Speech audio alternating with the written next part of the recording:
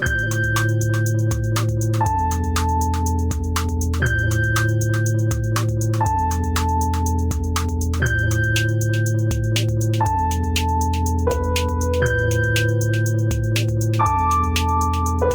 right, everybody, welcome back. This is the end of the world. Michael and Stu. I'm Michael.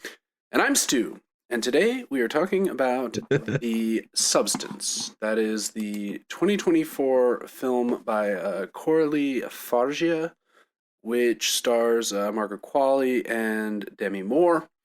But before we get into all of that, we would be remiss if we did not mention that we are recording this on January 20th, 2025, the second inauguration of Donald J. Trump, and of course also on Martin Luther King Day, a sort of inauspicious coincidence of dates, I would say, on many levels. Truly, like, sort of heart-wrenching and awful blending of these two moments, and they took really unfortunate but predictable advantage to bring their grift directly into the world of Martin Luther King Jr.'s legacy. Yeah, it was disgusting. Yeah, it was absolutely awful. I found it to be appalling, particularly this pastor who did one of the invocations. I forget what his name is, Zoe something, who did this very MLK pastiche speech. Lorenzo Sewell? Yeah, that could be right. The guy who also started the coin? He did it in his well, that's what I was going to get to, right? Yeah, like, let's he talk did about this speech guy. that was sort of cribbing from Dr. King's like most famous speeches. Well, like the classic move of, with nothing original to say, you feign paying homage by cribbing both the style and content of something very, very fucking important to a lot of people. Yeah. And then as soon as the inauguration festivities were over, he was on Twitter being like, you guys, you have to buy my new meme coin because it's really going to help my ministry and whatnot, which is just like, we've had a lot of grifting religious leaders in this country. Yeah. It is a proud tradition. We will talk more about some of the more egregious examples in a future episode, no doubt. Yeah. But this on top of the release, and like, I should just say before we go any further that next week we're going to do a full episode recapping the week that was the entire first week of Trump's second term. And if you are interested in that, I'd say you should follow the podcast on the podcatcher of your choice, and perhaps follow us on Instagram at the End of the World WMS. I always forget to do that plug at the beginning of the show, which is best practice according to pod scientists with whom I'm consulting on the future of the pod. Just kidding. There are no such people. And if if someone tells you they are such a thing, run. In any case, let's start with this guy though. Let's just start with this guy. There's a lot to talk about. Let's talk about this and then like a little bit about the coin situation, right? Yeah, I mean, but I do want to talk about this guy because there is something that I'm struggling to sort of explain still, but I'm getting there. I think where one of the most repugnant parts of all of this, in addition to the real world consequences that are likely, is the willingness they have to grift onto literally everything. Yeah. And sure, I mean, I guess it's not surprising, but I think that the combination of having this event unfortunately land on MLK Day, a man who has already been co-opted by so many of them, by like the most soulless and pernicious aspects of like lib dem nonsense, and even beyond that. But yes, that is a classic one of like, every year it's a tradition on MLK Day to have the Twitter left bring out the quotes about him tearing down capitalism and his hatred of capitalism and the Vietnam War and all these other things that made him actually manifestly unpopular at the time of his assassination. Right. And Glenn Beck has often invoked the importance of MLK. A lot of people have chosen to use him in this strange anti-DEI in a thing. sanitized way that makes absolutely no sense. His dream is not by the color of his skin, the content of his character. He would be so against. He's very into meritocracy, just like President Trump. Right? That's right. And then to see this guy like come out there and do this, like it was sort of too fitting, right? Because the type of grift that Trump and co need when it comes to something like MLK, it's too perfect that the guy doing the performance is so ridiculous and over the top, such as to like lose any chance of seemingly being authentic in the moment. That's right. The hollowness. There was this grandiosity off the charts. Yeah. Right. And you had actually mentioned we were watching this live together separately in classic 21st Century Living. Yep. Where you had mentioned that you had been watching MLK proper recently. Last night. And just like compare the two for me, just to give listeners like a sense of what we were watching. Well, I think the thing, especially when you watch the speeches he gave towards the end of his life, which is primarily what I was looking at. I mean, but really all of his speeches. The one thing you feel when you're watching King is an incredible spontaneity.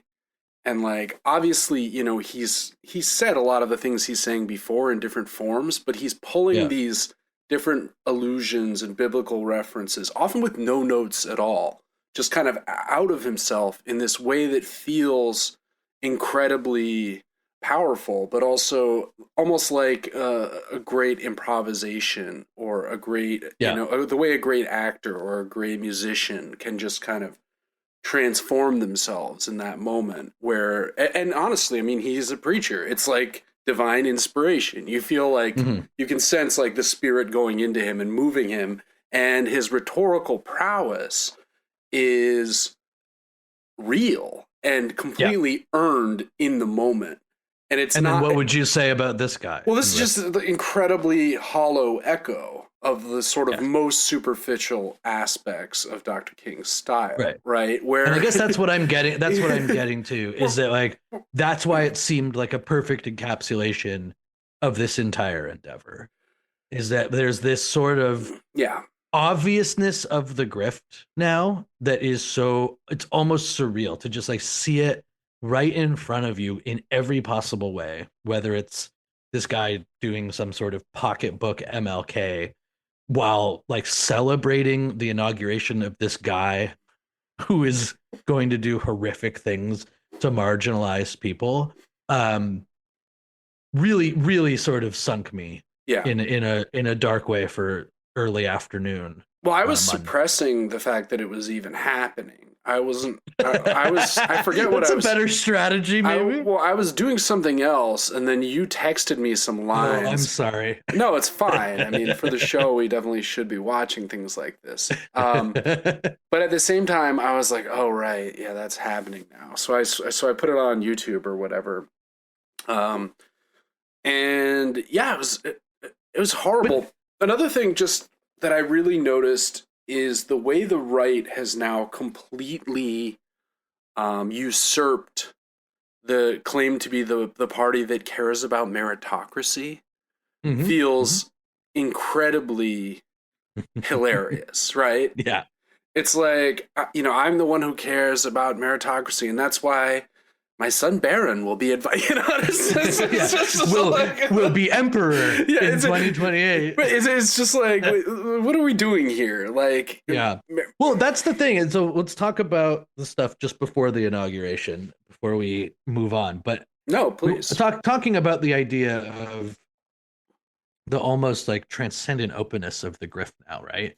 Where these things, it's sort of like a shock and awe approach, whether it's 100 or 200 or 500 executive orders that he's walking around the arena signing. You know, he's like, I'll sign this one in front of you, and all this weird, just this showmanship that is obviously so boring to anybody with a fucking brain. But before that, it's like, it's also, he was joking, or was he, about the election being rigged in his favor yesterday? Yeah. Right? 2 days ago? I'm trying not to like get sucked into the no, but Louise I mean, Mensch, like, but like it's like, not, to me, it's not like, the point is not about whether that's true or not. There we go. It doesn't matter. That doesn't matter. It's not a gotcha. Yeah. It's not about being a gotcha. It's again, it's about laying out the grift in front of everybody. Whether the con is that they actually rigged the election, or they think it's funny to, like,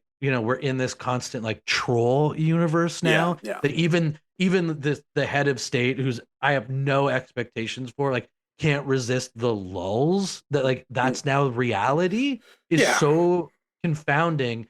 And then just before that, of course, was this weird imperial coin situation that seems to be unfolding. Yeah. The meme coin, or as some call it, the shit coin, right? Yes, and the Trump coin came out and made him one of the 25 wealthiest people in the world, right? I don't know if that's literally true, but yeah. No, of course not. It's not real, but, like, I'm saying the valuation. The value on paper put him in the, suddenly it was worth 30 billion instead of 5 billion. Or right, whatever. And then there's word that, like, the whole family's going to have a coin, right? Because then a day or two later, the Melania coin appeared. And at least initially, the appearance of the Melania coin seemed to seemed to tank the value, rather, of the Trump coin.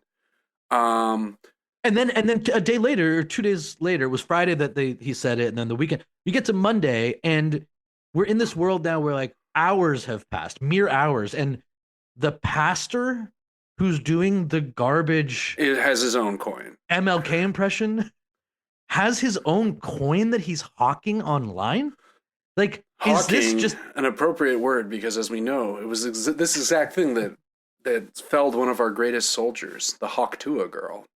Yes, that's true. She was undone, but now it's just like, oh well, Trump's doing it, so I guess she just did it too. She just did it too soon. She should have just waited till. Well, and then like, think about Sam Bankman-Fried and, like, some of these other people, where it's like, wait, I'm in jail for like 30 years for fraud, and now the president is just doing a fraud. I mean, I don't know if you can say, and whatever these things end up playing out as, there's this general idea being pushed, especially by your Don Juniors and your Erics, like, all of this great news for the crypto community will be coming out, right? That we're going to become the crypto capital of the world. And, like, do these guys have any idea what they are what they are doing to the macroeconomic structure? Like, no. Or is it just actually a day-to-day con, like, fly by the seat of their pants? Yeah, I mean, believe it or not, Michael, I do not attribute a great future-looking vision to the. And then, one last thing I think we should mention. As I said, we're going to be talking about all this in more detail next week. But what was with the Elon Musk doing a Sieg Heil on stage at the rally? Did you see this video? No, I missed it. What happened? No, yeah, I did. I did see Elon Musk make. I didn't see any, like, context. Or the Roman gesture, right? But I mean, like, come on, why were the Nazis doing that? They were imitating the Romans. It's like, what? Like, well, I will tell you that I saw the ADL was like, look, this is fine. It's not. Yeah, the ADL was like, I think this might not have been that, actually, guys. And, like, invoking the need for grace at a moment like this, like, oh my God. And then everyone reporting on it, of course, is just like, which is so funny because, we've talked a lot about the Corbyn, Corbyn is an anti-Semite, blah, blah, blah, just like the Bernie is an just like any gesture of solidarity directed towards Palestinians is construed as, like, the most Nazified, like, anti-Semitism imaginable. But an actual Nazi salute given by the richest man in the world at the inauguration of the avowedly racist president is like, the ADL is like, well, let's not jump to conclusions here. It's and like, everybody. I mean, if you look at the way that the thing is, like, what are we doing? The way that the thing is reported, it's the headlines are Musk's gesture goes viral. Elon Musk's gesture draws scrutiny. Like, it's this mysterious thing that none of these news entities can possibly hope to identify, its origins. Right? Where this odd move? But again, I think that when we talked about this at the end of the year in our little wrap up predictions moment. Yep. So far, we're right on track to. Yeah. Like I think we're probably worse. Things are going worse than maybe we had tried to be a little bit more optimistic about the capabilities of this. But we did talk about, again, the last thing we'll talk about with the bus thing, just to bring this full circle to the predictions, is Vivek is out at Doge. Shocking. Already. Shocking. Right? Shocking. So Vivek's done. Apparently because he so badly wants to be the governor of Ohio, and that's happening so soon that he simply can't be involved. Well, and he's also probably not even going to get that now because people have turned on him so hard. I think probably. But I think the person of color is immediately expelled and kicked to the curb. How strange. Right. While this guy's doing his Sermon on the Mount or whatever, right? And like, it's like, good Lord. It's insane. But we did talk about this, that like there is going to be this weird power struggle between the tech side and the MAGA side. And the tech side is won already. And the tech side is... Steve Bannon was not at the inauguration. That's right. And the tech side is basically making an attempt to kind of like put its foot on the throat of MAGA, of the grassroots MAGA or what have you.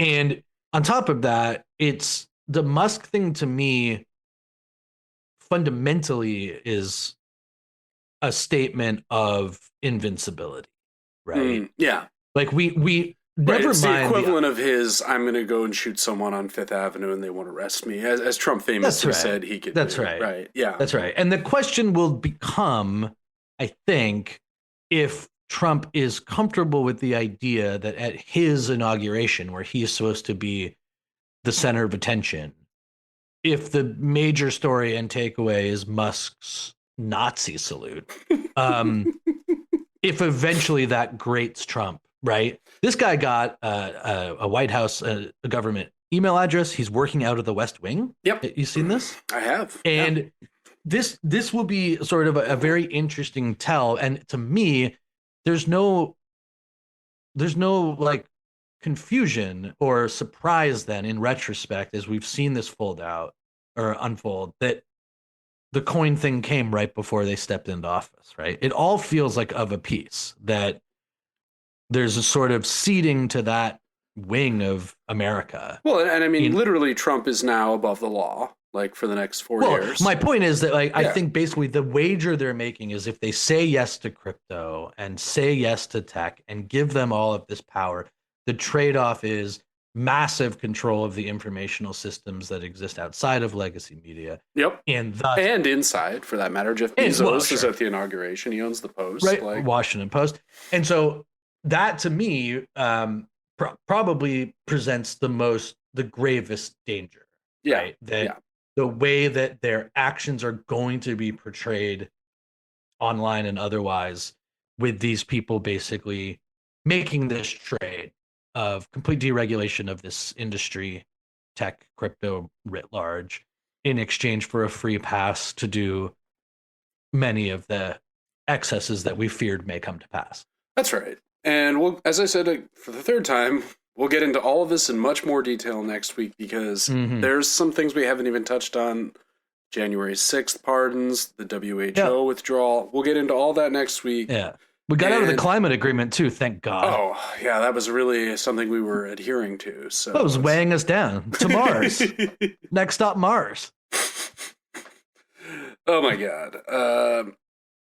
I've been listening. Talk about that either. I've been listening. Apparently, we're going to Mars. Well, I've been listening to the Mike Duncan Martian Revolution series on the Revolutions podcast, which is great. Yeah. And that I was listening to that episode. Trump drops the take us there now, President Trump. But anyway, time to move on to our main topic, which is the very troubling, very visually stunning film, The Substance. Great title, right? So, Michael, what is The Substance? Why don't you just explain for the listeners what the basic premise of this movie is? Basically, that there is a substance, right? That's the beginning of it. And what it does is it allows for a younger version of you to exist, and you can, in the appropriate balance, move between your quote unquote real body in the age that it really is and this other being. But you have to split time. You have to split time in order to keep this extremely fragile and potentially traumatic and fully breakable, irrevocable balance. If you do break it, everything can collapse very quickly, right? But why don't you talk just a little bit about why our character came to the substance? All right, so our main character is a sort of Jane Fonda-esque figure called Elizabeth Sparkle, and the sparkle has begun to fade ever so slightly. The movie opens with her at around the age of 50. We're to understand earlier in her career she was a A-list leading lady, but for the last 20 years she's been a television aerobics instructor, a la Jane Fonda. One thing I do like about the movie a lot is that it feels like it takes place out of time, right? I mean, obviously the substance is a high tech, there's certain nods to the kind of present age of technological progress, but it could be the 80s, it could be the 90s, it could be I actually think it's a little bit different than that. I think it's that they don't mind just being in presenting different times of Hollywood at the same in time. The movie. Yeah. That like the younger character, the Margaret Qualley character, who is the double that is generated by is like clearly existing in like the present Elizabeth time. Sparkle, and she goes by the name of Sue. Right. And so all of the trappings of the fame that come along with it and things like the New Year's show, which we will get to, they're all right now, but at the same time, the set in which they film these workout shows appears to be back when these things actually sort of existed, right? It's not 80s, just that. Yeah. And then of course, like the Dennis Quaid and the studio guys. Dennis Quaid's subtly named character, Harvey. Yeah. Yeah. One thing I will say is like, this is not a subtle film, right? That's not what it's doing. It's not like slowly building to something that you gradually dawns. And doesn't really try to cling to any sense of reality. It is like a fever dream philosophical experiment almost, right? Yeah. I would agree with that. Like it's so direct. This person, right? Sparkle, she is a fading star. She gets fired. Yeah. Right. She's 50. And in terms of the substance, she finally agrees that she's gonna, she goes for it and she gets the substance and she goes through this whole process. Well, she has a car accident and she's fine, but one of the younger techs, like a nurse, is like, you'd be a good candidate for the substance, and gives her a card. So yeah, what I'm saying is that once she goes through this process of taking the fluids and setting up the thing, and this second being comes out, and of course she just looks perfect and everything that she wished that she could be. What she decides to do with this incredible power is to just go get her old job back.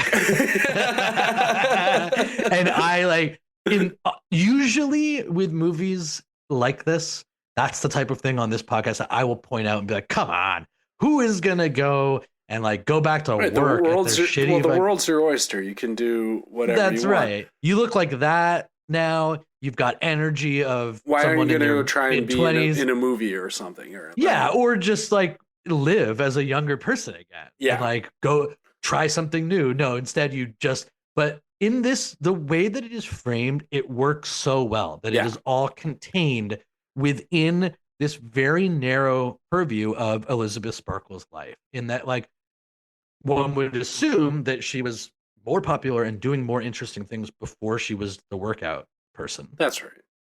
She doesn't even care to revisit that. No, she's not trying to win an Oscar. She's trying to continue. She's trying to maintain the baseline of stability that has given her life meaning for the past several decades. And as we see, when she doesn't have that sort of career, the job as the work to center her, there is nothing in her life, which is perfect because like one of the things like the movie is called The Substance. The substance is what changes you, but like the substance offers no substance, right? Yep. The substance is only superficial, right? Yep. Like you're young again, but nothing inside of you has really changed. Which I think is brilliant, right? The Substance is a movie about superficiality, not substance, but it's called The Substance. You know, it's like this. Yes, and what it ends up doing with Elizabeth Sparkle, right, is that it reveals that this person has gotten older, but not grown, not wiser, and is exactly. as fundamentally empty as anyone ever could be. Right, both I think in the very strict and obvious world of Hollywood, but it very much applies, I think, to people in our culture and our planet and our economy and the whole nature of aging and maturing and changing and seeking things like contentment, and being prepared to get old and then die and find meaning in something other than like youth and physical beauty. Yes, and some sort of acceptance that things will change and probably get worse in those aspects. And then you will eventually die, and part of getting older is to contort yourself in a non-physical way to feel different but better, or different but also good still. And that seems to be less and less par for the course now, as opposed to people, you know, like Brian Johnson trying to like track I thought their of Brian Johnson, age. But I also just thought of the whole influencer. I mean, we averted the TikTok ban this week, Gott sei Dank, but you know, that whole economy of youth maintenance, right? Yeah. At our New Year's episode, we're talking about skincare, how we're like now putting creams on our faces, but it's like, you're looking good, by the way, Michael. I like it. Yeah, thank you. Yeah, mission accomplished. But I think like this is obviously predominantly an area that affects women, right? I mean, as the film makes abundantly clear through the Dennis Quaid Harvey character, right? I mean, women in this culture that the film imagines are treated completely as objects, not their inner life matters not at all.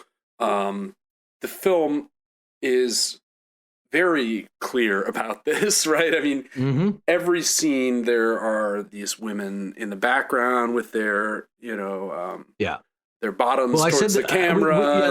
We talked about this a bit before we started recording, but like it is just shoved into our eyeballs, Margaret Qualley's body at various, you know, really seemingly sexualized angles. But it is done with such ferocity and speed and overstimulation that one of the real interesting aspects of it is that the movie really like desexualizes these bodies in a way that I found fascinating, given that the topic was about getting younger and looking sexy and being on this very sexualized workout show, etc. Yeah, that's right.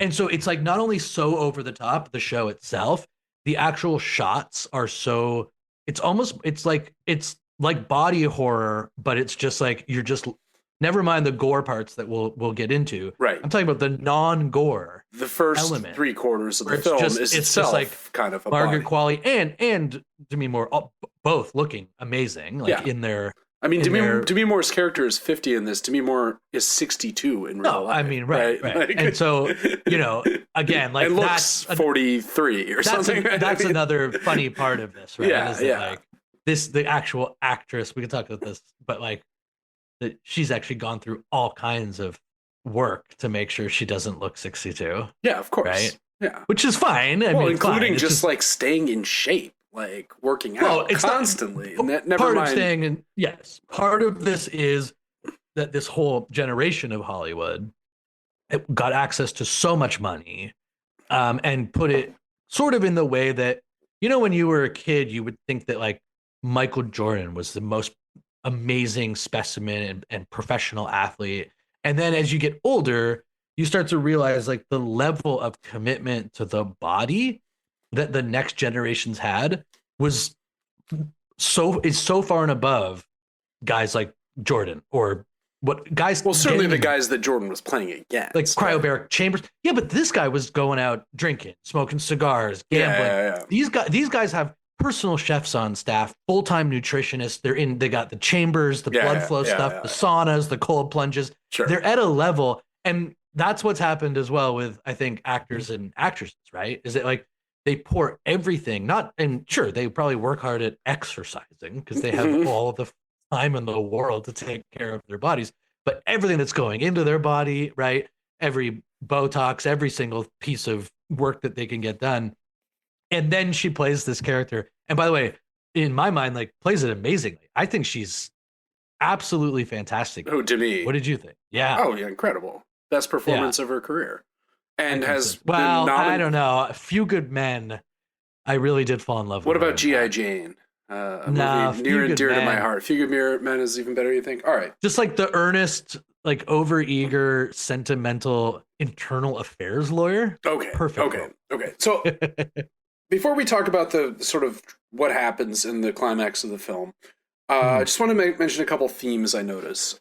One is, obviously, there's something kind of Frankenstein coded about all of this, right? Sure. I mean, you're generating this second self, which is, in a way, one way that when we talked about the novel Frankenstein, you know, that's one way of interpreting what's going on in the sort of vexed relationship between Victor and the creature. Another thing, been on a lot of Victorian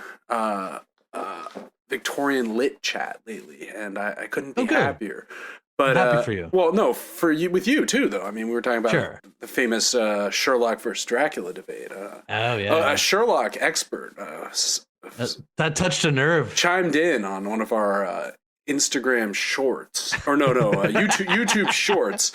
One of those things where, like, very few views, but like one of them is like, Sherlock Holmes is undoubtedly superior to Dracula in every way. And I thank you for your service. I love assuming the accent too. Fantastic. Well, he's British. I looked him up. Okay. And no, but Oscar Wilde, right? I was thinking about the picture of Dorian Gray, right? Because with the relationship that develops between Sue, the younger version, and Elizabeth Sparkle is one where Sue has too much fun. She's out partying, she's having sex, she's, living the life. She doesn't know how good she has it. She's living the life that a young person in her situation would live. And she decides to stretch it a little bit. What happens is when she starts running out of energy or whatever, she starts to get nosebleeds, her body starts to break down, which is a sign that you got to change. But she extracts this extra jolt of fluid from the host body, the matrix, as it's called. Surely there's something going on there. And overstays. And as a consequence, Demi Moore, Elizabeth Sparkle's body, is chronified. She goes through a process of chronification. At first, it's just one finger. It's just this wretched, it's withered. So funny. It's really funny. And she's like hiding it under glove. One of the other things, freaking out, like starts to freak out about calls the younger one who is like clearly responsible. Right, and one of the recurring themes is she calls for help to the substance office, and they say there is no you and her, you are one. Like that's the one. Now this is something that I did want to talk about before we finish off the theme stuff. That really, I think, makes the movie work even better than it would otherwise. Sure. Which is, all of the power is kept and placed in the hands of the person who takes the substance. Yep. in the sense that it is two different people. There are no guardrails. There are no guardrails. Yeah. And so you would think that if balance and the exchange between the two people, the two figures, one person, two bodies, one person, was so important, that maybe there should just be like a lab where you go once a week. And you deposit the extra body or whatever. Right. And if you don't, or somebody whose job is to check on you. So each people are employed, and it's like, oh, you've got Elizabeth Sparkle. So you go once a week and make sure that this is happening. But no, instead, all of the stuff that can make all of the problems happen is just right there to tempt both of these people, right? Or both of these bodies. And that, to me, really makes the movie, because there's this interiority still that like sort of runs up against the very basic superficiality of like older, younger. right? This push and pull now is inside this person, again, with no guardrails, no help from the company. And that really is very Dorian Gray, right? I mean, yeah. You ever read the picture of Dorian Gray? Yeah. I read it in high school. I've reread. It's not that great. It's funny. It's classic Wilde. There's a lot of quippy one-liners. It's a little on the surface, but one thing I really do like is just it's on a lot of curriculum. Yeah, I mean you have right in high school. It's hard to. It's hard to. Well, probably not anymore. It's too long. It's almost 90 pages. Really? Yeah. It's actually 30 pages long, and no one can read that much. No. But what I like about that idea is, right, Dorian Gray is this hot young guy. Everyone admires him. This painter makes this painting, and he wishes that the painting would age and he would stay young forever, which through some magical act occurs. Mm-hmm.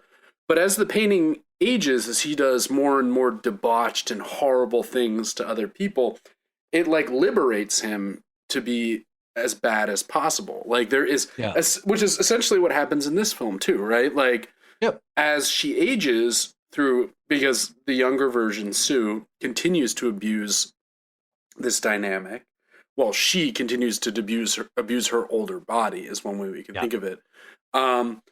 And she goes from being Demi Moore to being like the most unattractive crone imaginable, right? Yeah. I mean, but it's interesting, isn't it, that like when you're watching it, the imperative to stay young makes sense when you're watching it, because she's the one who gets the career again and gets to work. So you're sort of weirdly sympathetic towards the younger ones. Like, of course you have to like keep it going and like get the shot and get the television program done and get the New Year's show and then be there for that. And like that to me is like a fascinating part of it too, where by virtue of taking the substance and giving this other body the ability to go out into the world, it itself is showing the unfortunate like ageism of our society. Right. Although I will say one thing I think is really good is one time she's wandering around in LA or wherever they are, and she runs into an old friend,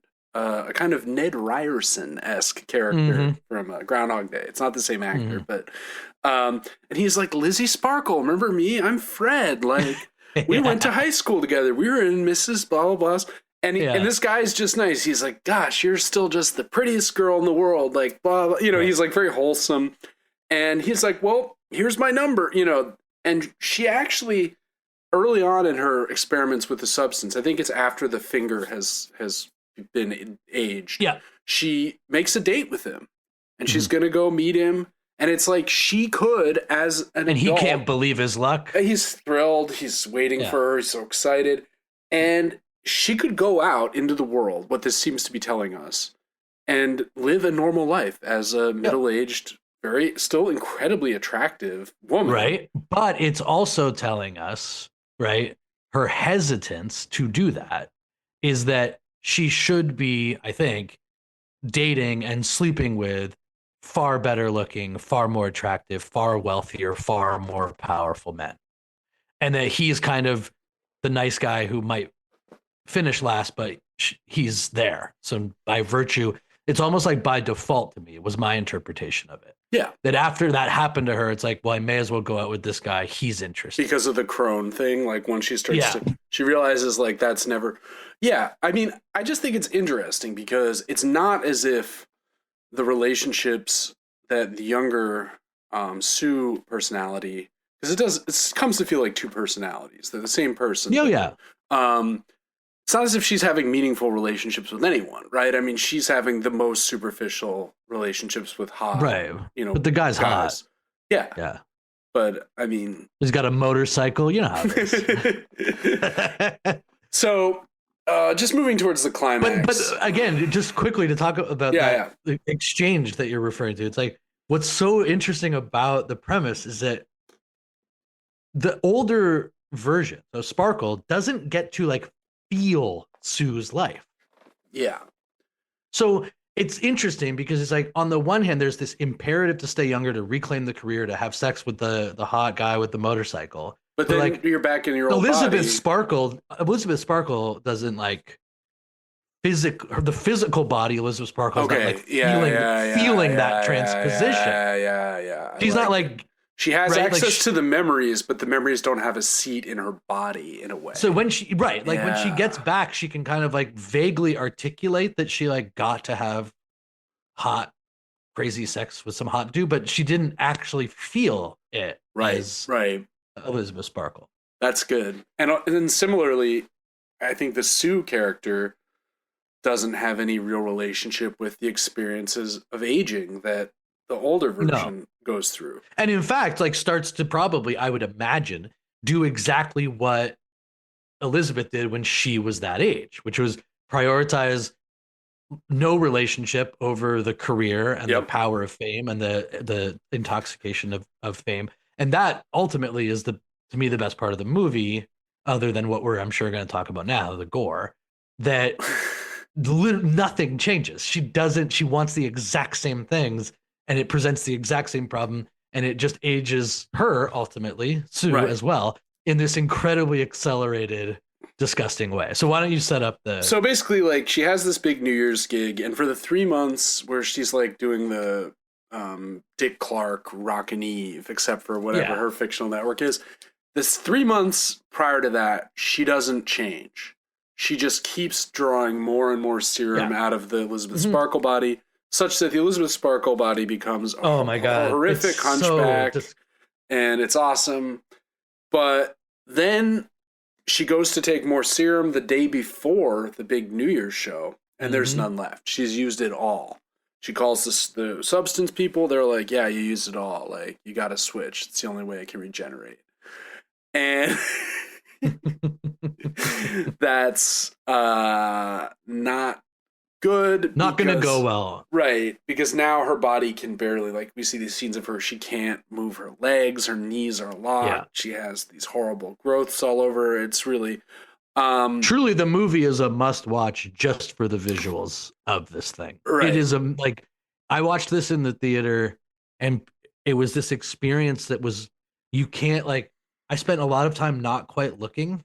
Yeah. It was so disgusting and so... like, it's horrific. There was like a viscera to the movie, right? The pulling of the tooth. Oh, yeah. Well, so she switches, but they're kind of... And then Elizabeth Sparkle, the now incredibly horribly aged version, is going to kill Sue. They send her a kit to kill her. She even has the needle in her chest and is like depressing it. Right. And then she's like... I mean, beyond horribly aged. Oh, like... She doesn't look like a human being. Absolute nightmare. But at the last second, she has her doubts, and then she wakes up Sue, and they're actually both awake at the same time. And Sue realizes that, oh, you were going to kill me. So she kills her older self. Yeah, which is the fight is amazing. Which is a big mistake, because that body is the source of her vitality. And without access to it, as you said, her teeth start to fall out during the dress rehearsal. She's like, oh my God, what can I do? Her host, the Matrix, is dead. She remembers there's a little bit of the substance left in the initial needle. And she decides to make another version of her young self. And this is the full-on tilt into body horror and gore. The creature that emerges is an unbelievable, unspeakable monstrosity. It's quite pathetic. She cuts the poster of Elizabeth Sparkle that's been hanging in her apartment the whole movie, and she glues it onto her horrifyingly twisted face, and just attempts to go.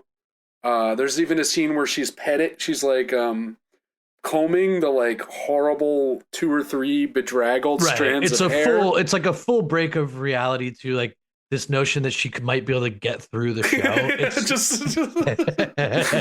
Which is great. It's so like wonderfully absurd. Yeah. And so just like after all this, to still be like going back to the studio to try to like do this, to try and pull it off. She can still, she can fake her way through this, right? Yeah, old girl still got Never mind that she has like a second face growing out of her back. Yeah, she has like extra arms, and it's just a horrible.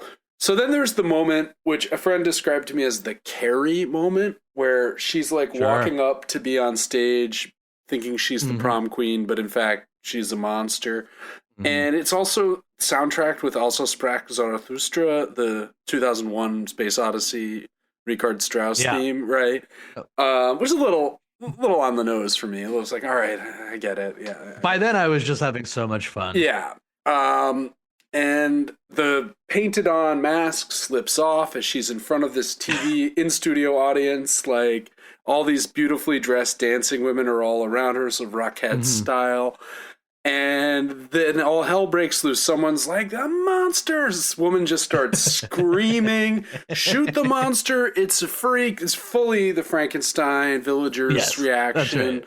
That's right. Someone actually beheads her during like one of the conflicts, but then like the head is still alive. It's just like the whole thing descends into this like apocalyptic maelstrom. Some of the like highest quantities of blood you'll like ever see. And I read that this is actually like one of the movies that's using the most fake blood. Really? Like, yeah, that makes sense. They had to like keep shipping in more of it. We need more fake blood. Get me, And that's the end. And her last act is as this horrible creature. She kind of drags herself to the Elizabeth Sparkle star on the Hollywood Walk of Fame. And then she just kind of evaporates. And the final scene is we see a street sweeper kind of polishing up the gory remains in the morning.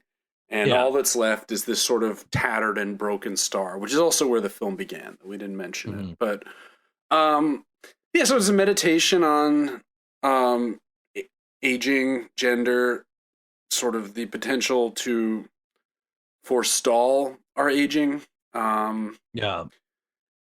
And a warning about having a substanceless life in more ways than one, right? Right. Find meaning that is outside of the kind of youthful and empty things that occupy us. Right. Or go all in, start, measuring your erection intensity every morning. Biohacking. Drinking the blood of teenagers. Getting on top of things. Because, if you put a little time into it, metal arms, I mean, my biological age is like 21 right now. Yeah. I did the test. So, I'm feeling great. Oh, good.